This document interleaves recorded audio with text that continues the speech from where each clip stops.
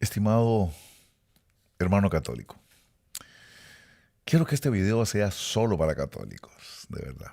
Como católico, usted le digo, yo comencé a servir en la iglesia católica cuando era niño. Tenía 6 o 6 años y medio de edad y miré a mi papá hablando con el padre Patrocinio Camacho. Así se llamaba el sacerdote. Estaban hablando de algo, como yo era niño, bueno, pues los veía conversando. No me imaginé que era de mí que estaban hablando. Cuando terminaron de hablar, mi papá se vino a conversar conmigo y me dijo, mire, el padre se quedó casi sin monaguillos. El padre era nuevo en ese tiempo. Me dice, ¿por qué no le ayudas al padre? Ayúdale al padre. Usted va a aprender mucho con ese señor. Ese señor es muy inteligente, muy ilustrado.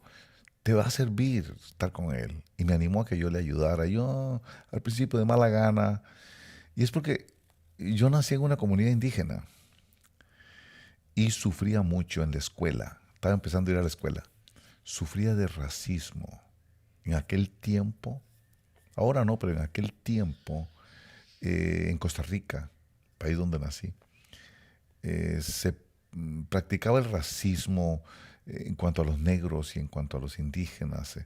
Recuerdo que me sufría mucho yo en la escuela porque se burlaban mucho de mí. Entonces, un poquito como que yo estaba, eso me tenía un poco acomplejado, ¿verdad? Pero comencé a servir. Quisiera compartirle a usted este pequeño material que he preparado, ¿verdad? Mi relación con la Iglesia Católica comenzó en ese tiempo.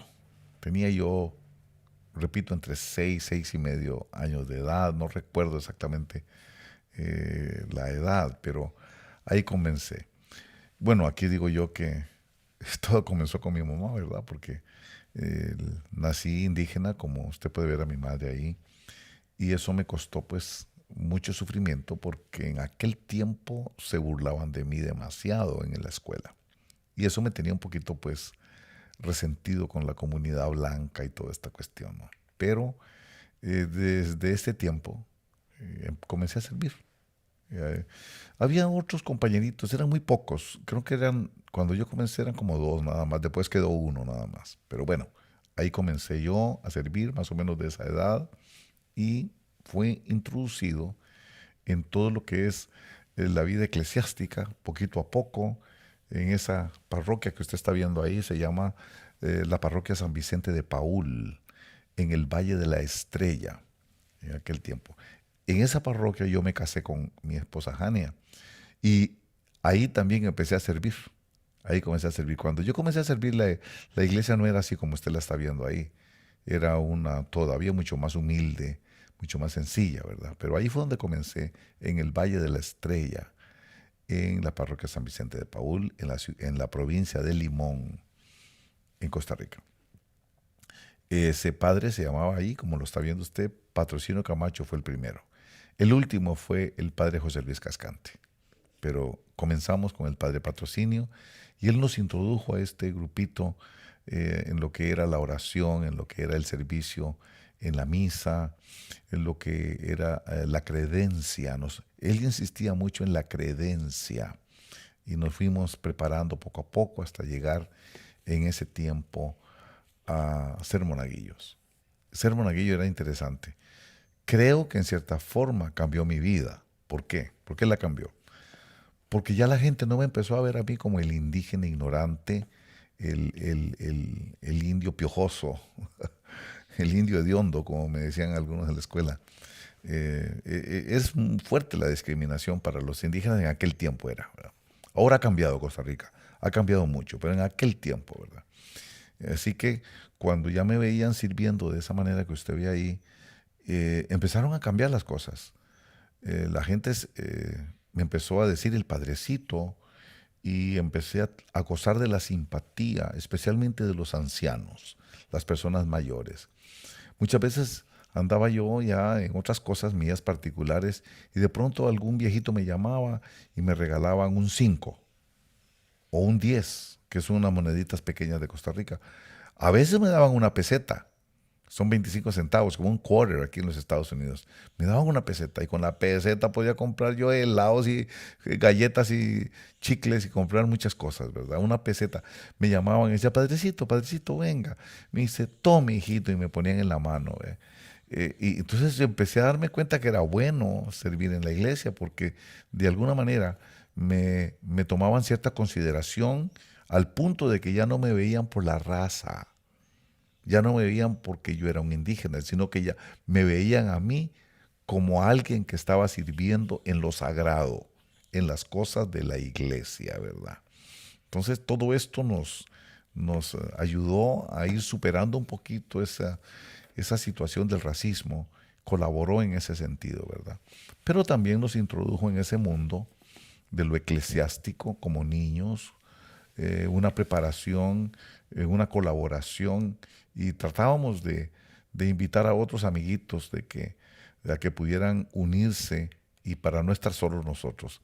Pero ahí comenzamos a entender un poquito más de todo lo que es la liturgia, todo lo que son las costumbres y las tradiciones católicas. Ahí fue donde comenzamos. Esta foto fue tomada en el año 1969. It was the summer of 69. Era en el verano de 1969. Y estoy ahí de cuclillas, pero está Efraín. Efraín era un compañerito también que estaba sirviendo en la iglesia. Y éramos monaguillos los dos. Y todavía he logrado preservar esa foto que está tan vieja ya, ¿verdad? Pero me sirve de recuerdo de aquel tiempo. Un tiempo que tengo que aceptar que lo disfruté. Claro que sí lo disfruté. Les digo que cambió mi vida al punto de que me quitó el complejo que yo tenía, ¿verdad? Y ahí aprendimos todo esto, a ordenar la credencia, a preparar el copón que tenía las hostias, a saber lo que era el cáliz, a saber lo que era la fuente, que era donde estaba el agua para limpiar el cáliz cuando terminaba, todo lo que era la patela, todas esas cosas, ¿verdad? Eso era un ambiente muy bonito y se hace costumbre. Entonces, sonar las campanillas y todas esas cosas era algo, pues, en cierta manera, era algo divertido, era bonito. Así pasó el tiempo y cuando vino mi tiempo de estudiar, yo no podía salir a estudiar. Entonces, le dije al sacerdote, padre, yo quiero ir a estudiar, pero no puedo, no tenemos recursos económicos. ¿Qué puedo hacer? Llegué a pedirle a él que rezara por mí para que yo pudiera ir a estudiar. Cuando él vio mi deseo de estudiar, me hizo una propuesta. Me dijo, ¿te gustaría ser sacerdote, así como yo? Y entonces me quedé viéndolo y no sé por qué razón le contesté que sí. Entonces él me dijo, bueno, yo lo voy a mandar a un lugar muy especial que se llama el seminario. Entonces me mandó ahí, él habló, y habló con Monseñor Huffer en aquel tiempo, arzobispo de la diócesis de Limón, de la arquidiócesis de una diócesis muy importante, la de Limón, ¿verdad? Entonces ahí fue donde se me dio acceso a ir a estudiar al seminario menor de Nuestra Señora de los Ángeles, ubicado en la ciudad de Tres Ríos, provincia de Cartago, en Costa Rica. Y un lugar muy especial ahí, era una montaña altísima, fría, llena de pinos, de verdad, y fue una experiencia de instrucción, de capacitación muy interesante. Ahí puede ver usted el lema del seminario menor, que era Luceat Lux Vestra.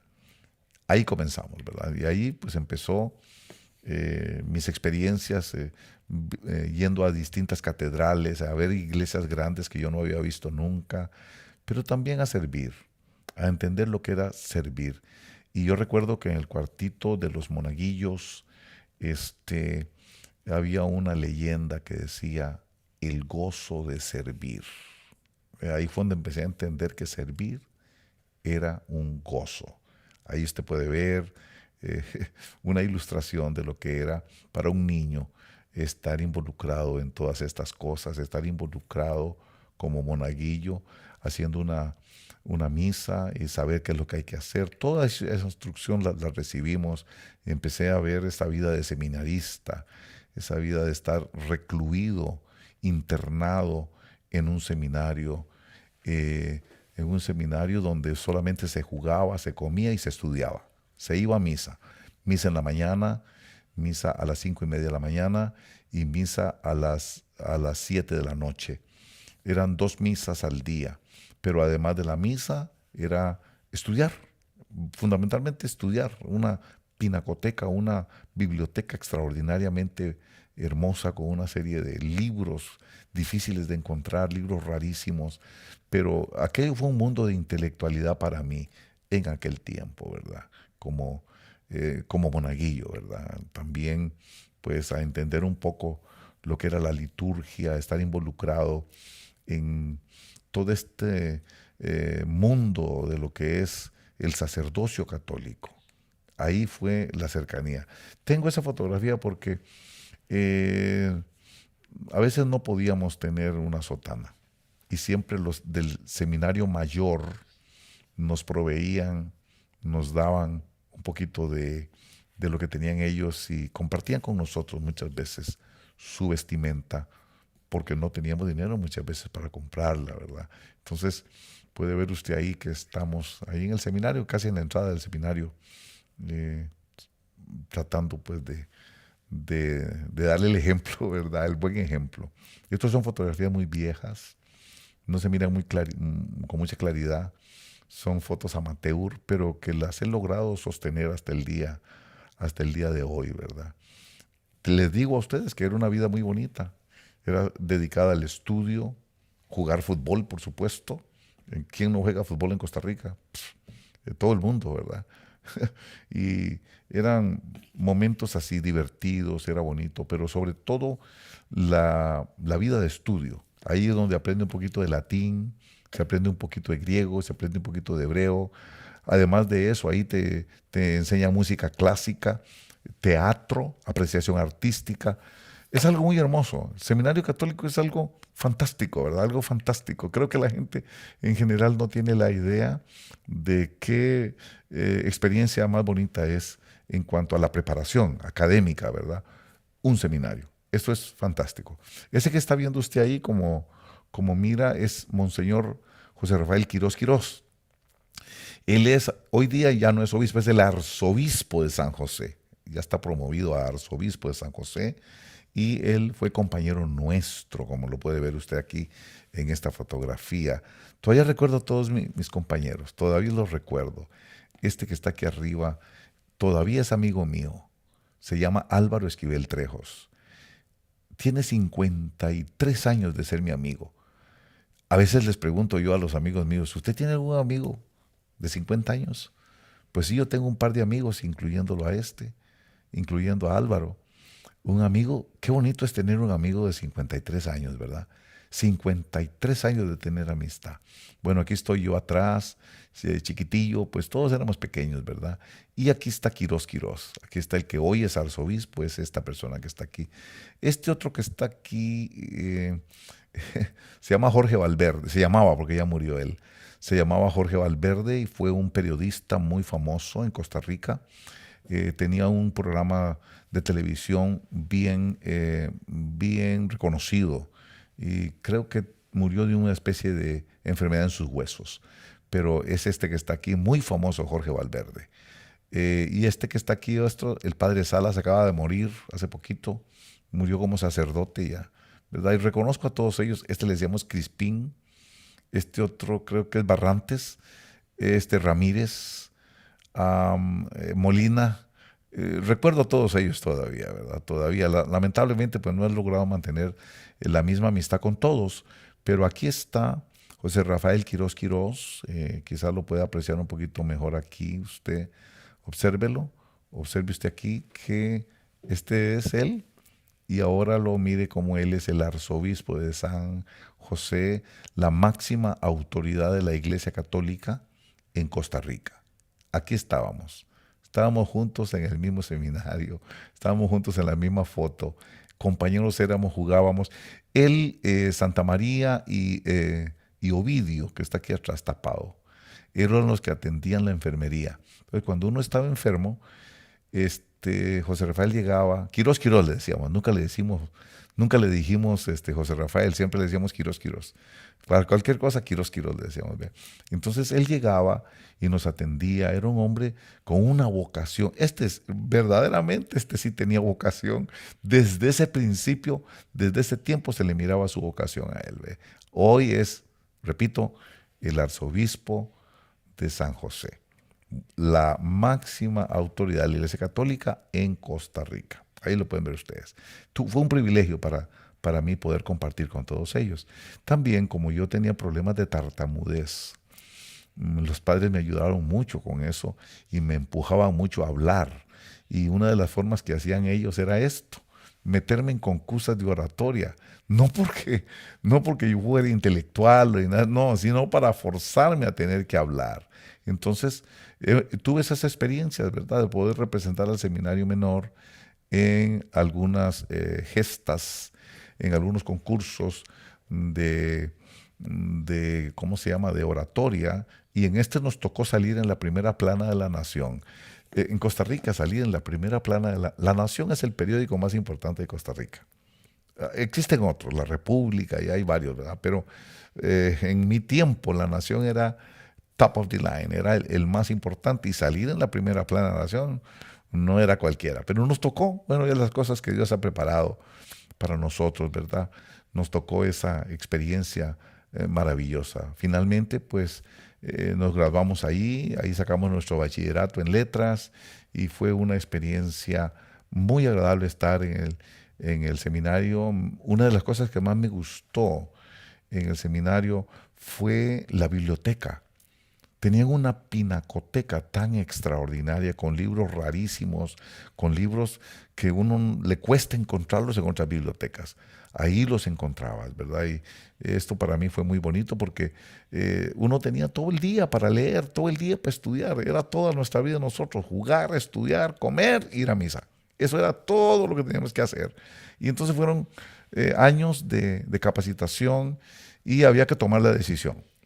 Para seguir adelante en el seminario mayor había que tomar la decisión. Entonces yo agarré un año de prueba. Agarré un año de prueba para convencerme, pues siempre se lo piden a uno, ¿verdad? Ellos. Y en ese año de prueba conocí a mi esposa. Conocí a Jania. Yo nunca había tenido novia. Ella había sido mi primera novia. Yo hasta me tartamudeé mucho cuando le hice la proposición, ¿verdad? Ahí la conocí, ¿verdad? Todavía no he regresado al seminario después de tantos años. Son 49 años de casados que tengo con Jania, ¿verdad? Y eso fue una de las experiencias más interesantes, ¿verdad? El haber pasado tanto tiempo. Cuando yo me fui a ese año de prueba, yo pensaba regresar. La idea mía era regresar. Pero no contaba que me iba a encontrar con Jania, ¿verdad? Y desde esos tiempos, que hace 49 años, hasta el día de hoy, ¿verdad? Yo le explico todo esto porque le quiero decir a usted, yo le entiendo como católico. Yo entiendo que ser católico a veces es como que se transmite cromosómicamente. Viene como por genética. ¿Qué le quiero decir? Que se transmite por tradición. Nuestros papás fueron católicos. No tanto en mi caso, pero en la mayoría de los casos de compañeros.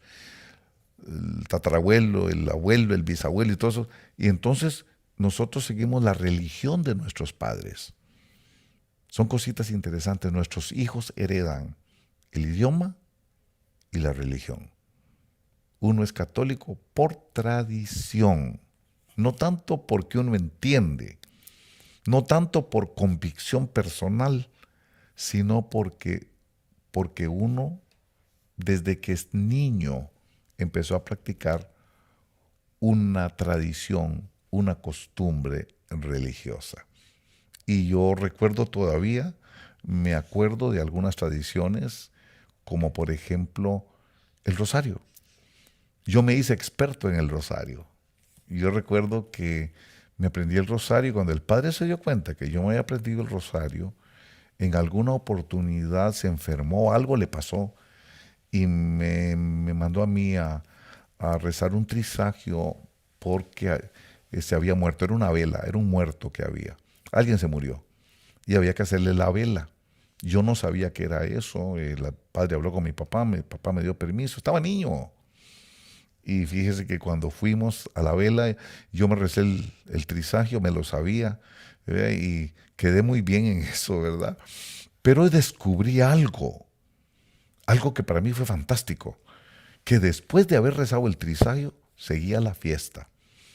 Trajeron después del rosario, empezaron a dar tamales, empezaron a dar chicharrón, empezaron a hacer comida, ¿verdad?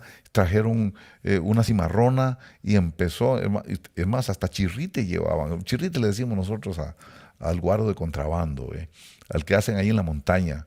Que no es el de la Fábrica Nacional de Licores, ¿verdad? Y la gente se pega unas borracheras con eso y empezó la fiesta. Quedé tan contento yo de mirar aquella fiesta que yo después le decía, se estaba pensando, ay, ojalá que se muera alguien para que hagan otro, ¿verdad? De eso. O sea, yo recuerdo que me gustó mucho y de ahí en adelante, pues por lo general me mandaban a mí a hacer esas cosas y era una buena experiencia. Usted a recordar las posadas, los mexicanos también practican eso, ¿verdad? Que en la Navidad, las famosas posadas, ¿verdad? También las procesiones. Esta es la procesión del Santo Sepulcro. La Semana Santa se practican esas cosas, las procesiones, la quema de Judas. Todas esas cosas me acuerdo perfectamente. La Legión de María. Yo nunca fui muy legionario, pero sí mis compañeros, y en alguna oportunidad entré en alguna situación de la Legión de María, pues que uno tiene que ser mariano. Cuando uno es católico, en el fondo a veces me pregunto si uno es más cristiano o es mariano. Mucha gente no se da cuenta que son más marianos que cristianos, ¿verdad? Pero bueno, la Legión de María, que es como un culto a María, prácticamente es un culto a María esto, ¿verdad? Las romerías, esas caminatas que se echaban desde las provincias más lejanas de Costa Rica a pie por una promesa, ¿verdad? Esa que está allá al fondo es la Basílica de Nuestra Señora de los Ángeles en la ciudad de Cartago, ahí es donde tiene su santuario la Virgen María en Costa Rica, ¿verdad? Entonces la gente hace romerías, se van caminando desde lugares lejanos y se van por la carretera, se van a pie, por eso se llama una romería, porque se van caminando a pie, son caminatas, largas caminatas, como en forma de penitencia, como en forma de promesa que se le hizo. También pues las famosas promesas, las mandas. Hay gente que entra caminando, perdón, entra en rodillas, entra de rodillas al santuario como promesa, ¿verdad? Gente que entra con las rodillas rotas completamente porque se vinieron así caminando de rodillas, como una promesa. En México les dicen mandas, las famosas mandas. Las fiestas patronales son muy bonitas, se pone el bingo, se vende cerveza, hay alegrías, hay tacos, hay de todo allí, ¿verdad? Es una fiesta muy bonita celebrando el patrono, por eso se llaman fiestas patronales. También me recuerdo del miércoles de ceniza, es una tradición, es una costumbre, como lo puede ver. Me parece que en alguna oportunidad vi al presidente Biden, él se proclama católico, aunque está a favor del aborto, pero él se proclama católico, ¿verdad? Esta es la cuestión, ¿verdad? Esta es una tradición. Todas estas cosas se practican. Le muestro esto para decirle una cosa a usted como católico. Yo le entiendo. No es fácil dejar estas cosas que han sido arraigadas en lo más profundo de nuestro ser, como tradición, como parte de cultura. Sin embargo, tengo que decirle, la Iglesia Católica está en una terrible crisis el día de hoy. Por eso le hablo el día de hoy a usted. La Iglesia Católica está sufriendo un terrible cisma el día de hoy. El Papa Francisco acaba de sacar un documento que se llama Fiducia Supplicans. En ese documento que fue emitido por el Dicasterio para la Doctrina de la Fe del Vaticano, la Iglesia Católica está aprobando y bendiciendo las parejas homosexuales, o las parejas le llaman irregulares. Déjeme tomar un poquito de agua. Cuando digo las parejas irregulares, me refiero no solamente a los homosexuales, a las parejas de lesbianas y de personas homosexuales, a quienes respetamos, por supuesto, no estamos en una predicación de odio, sino también a los divorciados. Acuérdese que siempre, hasta el día de hoy, con este documento, la Iglesia Católica sostenía que el matrimonio tiene que ser hasta que la muerte nos separe. No aceptaba el divorcio. La enseñanza de Dios era que uno no se casa para divorciarse. Pero a partir de ahora la Iglesia está bendiciendo a las personas divorciadas. ¿Cómo pasó eso? El Papa Francisco. Y yo sé que eso tiene en conmoción a la Iglesia Católica. La Iglesia Católica está escandalizada por la bendición a las parejas homosexuales. Porque la Iglesia Católica nunca había aceptado ni a los divorciados, ni el divorcio, ni el homosexualismo. Entonces, esto ha causado un cisma, una confusión. Y ahora los católicos no saben qué es pecado y qué no es pecado. Si bendecimos las parejas homosexuales, entonces, ¿era pecado ser homosexual o no era pecado? Entonces, hay una tremenda, un tremendo movimiento ahí, hay una tremenda fisura que se ha hecho en la Iglesia Católica, y hay obispos, arzobispos de diferentes continentes que están protestando y que no están de acuerdo y que condenan este documento. Los obispos africanos están en una completa oposición a esta bendición de parejas homosexuales. Entonces, hay una guerra interna, hay una guerra civil ahorita dentro de la Iglesia Católica, y yo me imagino que usted ha oído hablar de eso. Pero yo quiero decirle a usted, no tiene que estar confundido. Usted no puede confundirse. Aquí en mis manos tengo una Biblia que es la Biblia de las Américas, pero no es católica. No tiene los libros apócrifos. Esta Biblia es católica, se llama la Biblia Católica, letra grande, editorial Origen. Esta Biblia dice en el libro de Hebreos capítulo 12, en el verso 2, dice: fijos los ojos en Jesús, el autor y perfeccionador de la fe.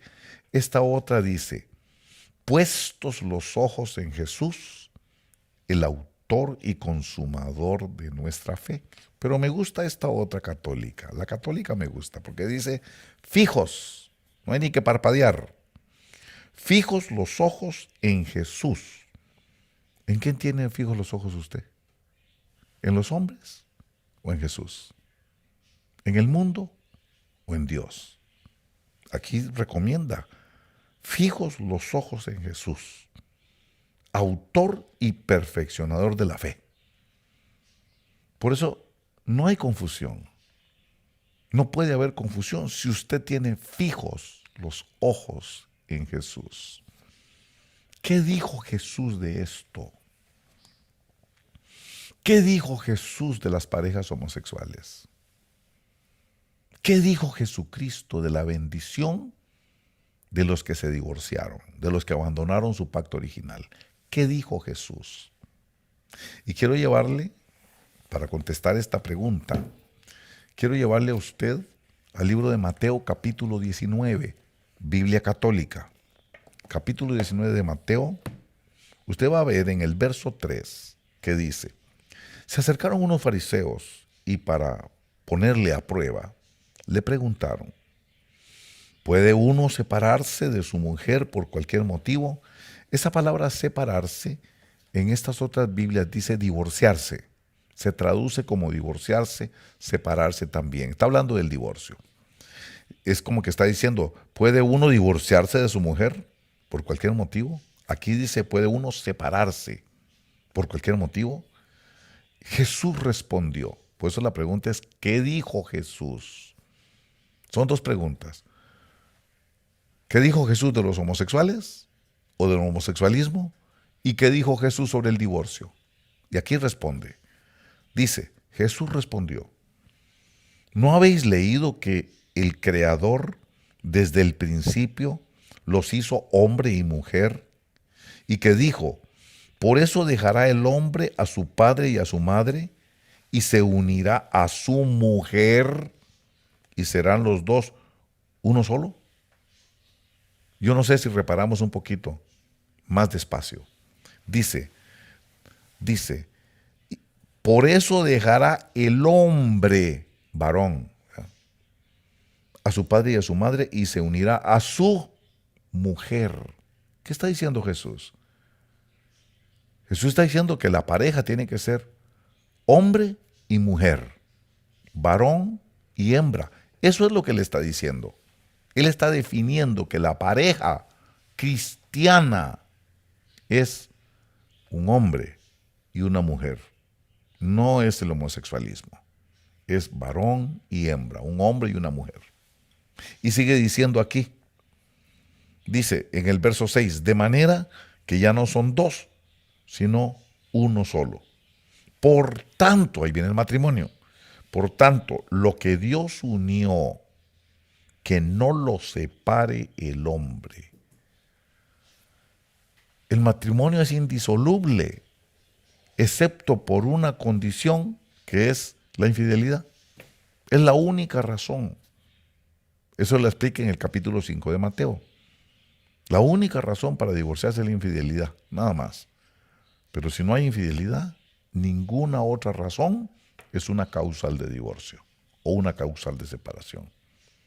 Entonces, si está diciendo Jesús que el hombre no puede separar lo que Dios unió, que el matrimonio tiene que llegar hasta el final, ¿cómo es que el Papa Francisco bendice a las personas divorciadas? ¿Cómo puede ser eso? Ahí es donde vienen las contradicciones. Entonces, yo quiero decirle a usted que le comprendo que muchas veces se nos enseñó que tenemos que aceptar al Papa como el vicario de Cristo, que tenemos que aceptar al Papa como el pontífice. Por eso se le llama el sumo pontífice. Usted como católico me entiende la terminología. Sabe que la palabra pontífice viene de puente. Es el puente entre Dios y los hombres, según la doctrina católica. Eso es el Papa, un puente. Pero, ¿cómo puede ser posible que siendo el vicario de Cristo contradiga la doctrina de Cristo? Entonces quiero decirle a usted, tal vez es difícil, por eso le pasé todo ese montón de fotografías, porque yo comprendo que es difícil. A mí me tuvo que pasar una experiencia personal terrible para que yo abriera mis ojos y entendiera. ¿Qué es lo que entendí? Que ninguna religión salva. La religión no es lo que me salva. El que salva es Cristo Jesús. El que salva es el Señor Jesús que declaró, yo soy el camino y la verdad y la vida. Nadie viene al Padre si no es a través de mí. Usted no se salva por ser católico, ni yo por ser evangélico.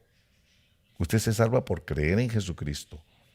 A mí no me salva mi religión. A mí me salva creer en Cristo Jesús. Por eso dice, puestos los ojos en Jesús. Fijos los ojos en Jesús. No dice fijos los ojos en la religión. No dice puestos los ojos en la Virgen. No dice puestos los ojos en Fray Martín de Porres. Dice fijos los ojos en Jesús, el autor y perfeccionador de nuestra fe. ¿En quién hay que tener puestos los ojos? en el Señor Jesucristo. Entonces, es el Señor Jesús el que declaró: yo soy el camino y la verdad y la vida. Mire qué tremendo para mí esto. Por eso, ¿qué dijo el Señor Jesucristo? Varón y hembra. Entonces, por eso, para mí esta declaración del Papa, Fiducia Supplicans, es una abierta contradicción a la doctrina de Jesucristo. ¿Qué dice el apóstol Pablo a este respecto? En el libro de Primera de Corintios, en el capítulo 6, en el verso 9, vuelvo a leer la Biblia católica, dice aquí: ¿o es que no saben que los malvados no tendrán parte en el reino de Dios? No se engañen, ni los lujuriosos, ni los idólatras, ni los adúlteros, ni los afeminados, ni los homosexuales tendrán parte en el reino de Dios. Yo no estoy predicando odio contra los homosexuales. Yo solo le estoy explicando lo que dice el apóstol Pablo, lo que dice el Señor Jesucristo para los que son cristianos. Está diciendo que no pueden entrar los afeminados. ¿Qué quiere decir afeminados? Los que parecen mujeres, pero se está refiriendo a los transvesti, se está refiriendo a los que se visten de mujer, afeminados. Pero es directo cuando dice: ni los homosexuales pueden heredar el reino de Dios. Y si el apóstol Pablo, que es el apóstol de la gentilidad, que es el apóstol de los gentiles, está diciendo que los homosexuales no pueden heredar el reino, ¿cómo es que el Papa los bendice? ¿Cómo es que el Papa entra en una abierta contradicción con la máxima autoridad que es la palabra de Dios? Entonces todo esto me enseña algo y no quisiera ofender a nadie, pero es una reflexión con usted que es católico, de lo que yo entendí. Cuando tuve esa experiencia con el Señor Jesucristo, yo entendí que el Papa no es infalible. El Papa es un ser humano que se puede equivocar, obviamente. Está bendiciendo, mírelo ahí, está bendiciendo las parejas homosexuales en abierta contradicción con la doctrina dada por el Señor Jesucristo. Eso es tremendo, y esto nos enseña que nuestros ojos no pueden estar puestos en los hombres. Nuestros ojos no pueden estar fijos en los hombres, ni en la Virgen, ni en los santos, sino en Cristo Jesús. Por eso, qué tremendo, en el libro de los Hechos nos enseña, en el capítulo 4 del libro de los Hechos, dice una palabra muy interesante, porque aquí lo tengo yo, en esta Biblia mía, que es la Biblia de las Américas, lo dice de una manera muy interesante. En la Biblia de las Américas, en el capítulo 4 de Hechos, verso 12, dice: y en ningún otro hay salvación, porque no hay otro nombre bajo el cielo dado a los hombres en el cual podamos ser salvos. Eso dice esta versión, pero la versión católica, la versión suya, dice, Hechos capítulo 4, verso 12, dice: nadie más que Él puede salvarnos, pues solo a través de Él nos concede Dios a los hombres la salvación sobre la tierra. Todavía está mejor todavía está mucho mejor Solo es a través de Él, no es a través de una religión. El catolicismo es una religión, los evangélicos es una religión, el mormonismo es una religión, el budismo es una religión, el islam es una religión, pero ninguna religión salva. Aquí dice que el que salva, dice la Biblia católica, que es solo a través de Él, se lo repito porque me encanta. Dice: nadie más que Él puede salvarnos, pues solo a través de Él nos concede Dios a los hombres la salvación sobre la tierra. Entonces la salvación es por Él, no es por ser católico, no es por ser evangélico, no es por ser mormón, no es por ser bautista, no es por ser protestante, no es por ser hermanito separado, no es por ser de la Legión de María. No, dice que es por Él. Por eso es que la recomendación del libro de Hebreos es: fijos los ojos en Él, el autor y consumador, el autor y perfeccionador de nuestra fe. Eso es lo que le quiero decir. No se confunda. Es lógico que van a pasar esas contradicciones, porque el único que es perfecto es el Señor Jesús y el único que salva es el Señor Jesús. Solamente quiero decirle, ¿no piensa usted que tal vez es el tiempo de buscar al Señor Jesucristo en lugar de buscar a los hombres? Hemos estado tan inmersos en una religión, hemos estado tan sumergidos dentro de un océano de tradiciones, de costumbres, de memorias, de herencias religiosas, que no nos hemos dado cuenta que la religión nos salva. Pensamos que nos salvamos por practicar una religión. Nosotros no nos salvamos la Biblia dice que es por Él, no por practicar una religión. Insisto, yo no me salvo por ser evangélico, pero eso quiere decir que usted tampoco se salva por ser católico. La salvación viene por creer en Él. Y aceptémoslo, la salvación no viene por creer en la Virgen. La salvación no viene por rezar rosarios.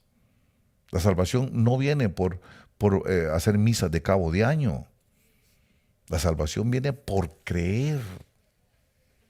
Yo pienso que yo no creo que existe el purgatorio para las ánimas del purgatorio. Yo creo que se recibe a Cristo en vida y el que muere creyendo en Jesucristo, es lo que dice el libro de Juan 3, 16 en adelante.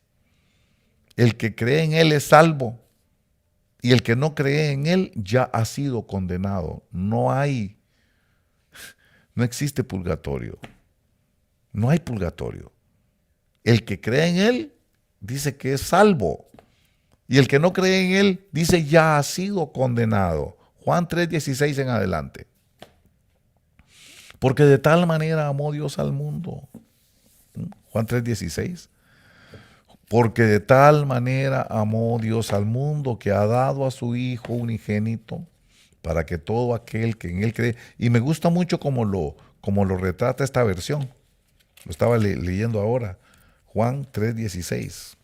Déjeme leérselo por un momentito, que como esta es una Biblia nueva se me pegan las hojas, pero aquí dice Juan 3:16. 2:3:16. Aquí nos está diciendo: tanto amó Dios al mundo que le dio su Hijo único, para que todo el que crea en Él no perezca, sino que tenga vida eterna. Mire lo que dice: el que cree en Él no será condenado. Biblia católica. Pero el contrario, el que no cree en Él ya está condenado por no haber creído en el Hijo único de Dios. No hay purgatorio. Esas son doctrinas católicas, son doctrinas que nos vienen, que nos llegan, pero que no tienen fundamento escritural. Yo no creo que las encíclicas sean más importantes que la palabra de Dios, Biblia católica. ¿No cree usted que es el tiempo de acercarse a Jesucristo? ¿No cree usted que tal vez Dios te está hablando y diciéndote a ti que te llama el Señor, pero que Jesucristo es el camino, la verdad y la vida? Nadie puede llegar al Padre si no es a través de Él. No vamos a llegar al Padre a través de la Virgen. No vamos a llegar al Padre a través de los santos. La Iglesia Católica nos enseñó que prenderle velas a la Virgen no era adorarla, era venerarla. Discúlpeme, eso se llama adoración. El rosario es una adoración. El rosario es invocar a la Virgen. Pero ahí dice que en ninguno otro hay salvación. ¿Por qué no intenta usted buscar al Señor Jesucristo? ¿Por qué no le abre su corazón directamente al Señor Jesucristo. ¿No piensa usted que este es el tiempo apropiado para buscar una experiencia personal con el Señor Jesucristo para que tu vida tenga un cambio, para que haya una transformación? ¿No piensa usted que ese es el tiempo apropiado para buscar una experiencia real, directa con el Señor Jesucristo para que tu vida cambie? Busca al Señor Jesucristo. Ábrale su corazón a Cristo. Haga a un ladito todas esas enseñanzas que en mucho nos desvían de Jesucristo, que nos hacen caer en ciertos niveles de idolatría con la Virgen, en ciertos niveles de idolatría con San Martín de Porres, con San Judas Tadeo, con los santos. Los santos nos salvan. El que salva es el Señor Jesucristo. La Virgen nos salva. El que murió en la cruz del Calvario por salvarte a ti fue el Señor Jesucristo. Búscalo ahora que puede ser hallado. Gracias, hermanos. Que el Señor les bendiga abundantemente.